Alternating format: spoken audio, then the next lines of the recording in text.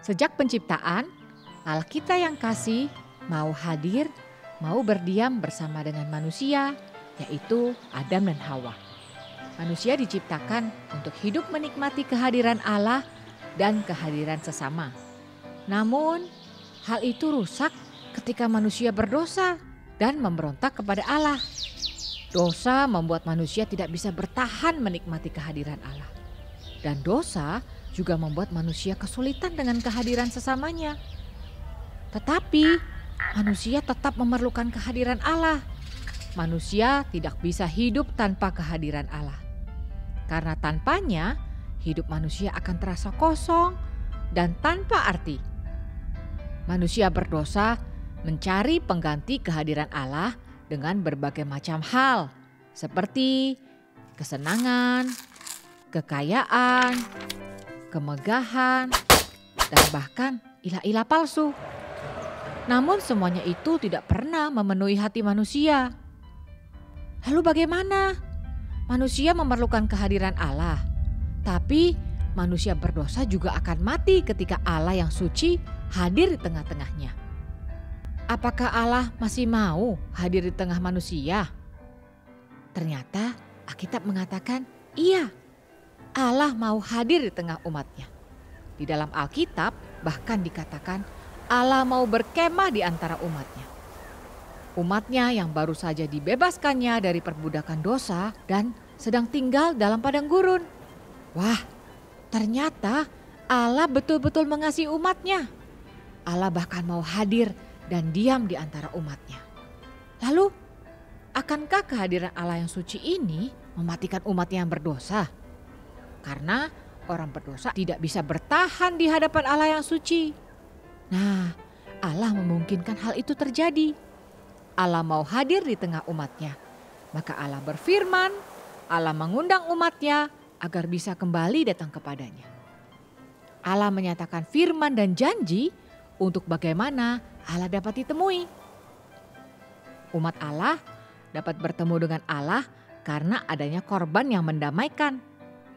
Pada zaman perjanjian lama, 1 tahun 1 kali, sang imam besar membawa darah anak domba masuk ke ruang maha suci dan mengadakan pendamaian bagi seluruh umat. Ternyata ini menjadi suatu simbol dari apa yang akan Allah genapi ratusan tahun kemudian. Dalam surat Ibrani tertulis, dan ia telah masuk 1 kali untuk selama-lamanya ke dalam tempat yang kudus, bukan dengan membawa darah domba jantan dan darah anak lembu, tetapi dengan membawa darahnya sendiri, dan dengan itu ia telah mendapat kelepasan yang kekal. Sang imam besar yang sejati itu adalah Tuhan Yesus.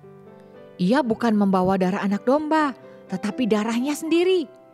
Tuhan Yesus adalah sang imam besar yang sejati dan sekaligus sang anak domba itu. Maka genaplah yang dikatakan di dalam Alkitab, firman itu telah menjadi daging. Apakah maksudnya? Maksudnya dia menjadi korban pendamaian yang sejati. Allah hadir di tengah umatnya dengan menjadi manusia atau dengan menjadi daging. Daging ini menunjuk kepada daging korban yang biasa dipersembahkan menjadi korban pendamaian.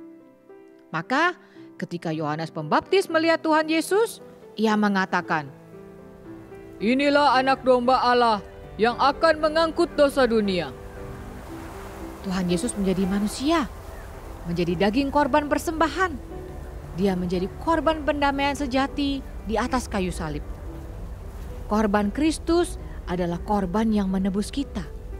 Korban Kristus adalah korban yang menghapus dosa kita. Korban Kristus adalah korban yang menyucikan kita.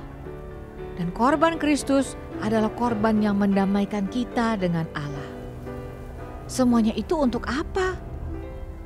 Itu semua supaya kita bisa menjadi umat Allah yang menikmati kehadiran Allah di tengah-tengah kita. Anak-anak, Tuhan Yesus sudah bangkit pada hari ketiga. Dan kemudian dia naik ke sorga, membawa kesempurnaan korban pendamaian itu di hadapan Allah untuk umatnya. Dan dia berjanji suatu saat akan datang kembali. Nah, saat itu Allah akan berdiam bersama dengan umatnya selama-lamanya.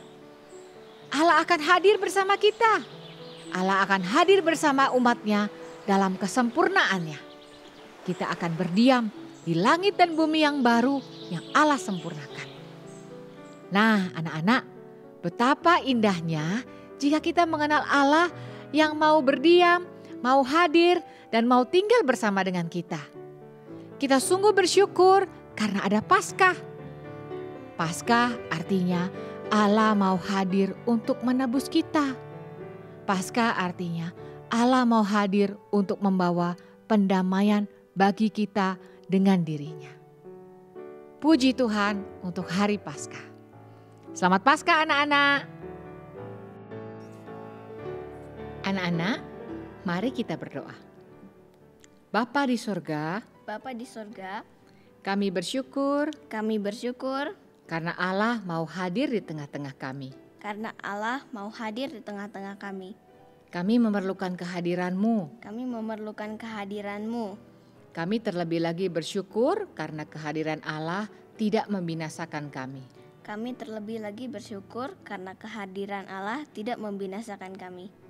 Melainkan kehadiran-Mu menebus, menyucikan, dan memperbarui kami.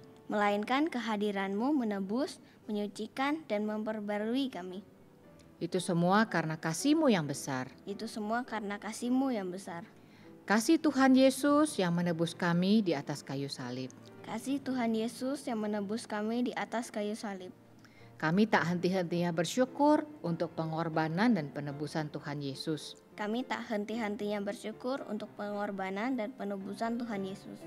Kami mau hidup dalam kesucian dan kebenaran. Karena kami mengharapkan suatu hari nanti kami bisa diam bersama Engkau. Terima kasih Tuhan. Dalam nama Tuhan Yesus, Tuhan dan Juru Selamat kami, kami berdoa. Amin. Anak-anak, selamat Paskah. Selamat Paskah teman-teman.